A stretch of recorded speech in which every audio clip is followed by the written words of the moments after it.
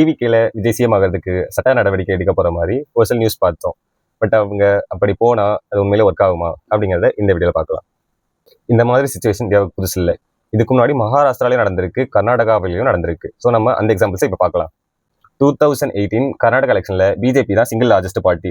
அவர்களுக்கு 104 சீட்ஸ் கிடைச்சது. இப்போ கரண்ட் சினாரியோ மாதிரியே அவங்க கிட்டயும் அப்போ மெஜாரிட்டி கிடையாது.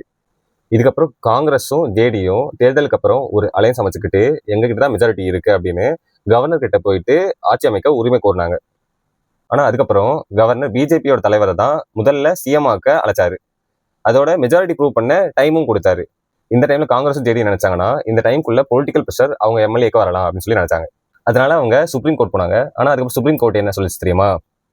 உடனே ஃப்ளோர் டெஸ்ட் நடத்தணும்னு சொன்னாங்க. அதாவது உண்மையாகவே மெஜாரிட்டி இருந்தா அசம்பிளியில ப்ரூவ் பண்ணுங்கன்னு சொன்னாங்க. இறுதியில பிஜேபியால மெஜாரிட்டியை ப்ரூவ் பண்ண முடியல.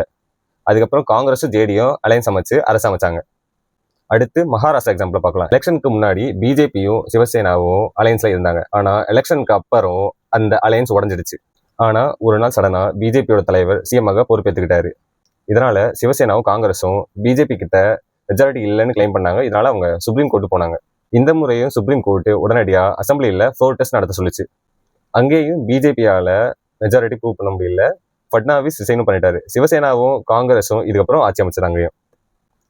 இப்போ இதே சினாரியோவை தமிழ்நாட்டில் கம்பேர் பண்ணி பாருங்க. டிவிக்கே என்னதான் சிங்கிள் லார்ஜஸ்ட் பார்ட்டியா இருந்தாலும் சுப்ரீம் கோர்ட் போய் அவங்க சிஎம்ஏ ஆனாலும் ஸ்டில் அவங்க மெஜாரிட்டி ப்ரூவ் பண்ணி தான் ஆகணும்.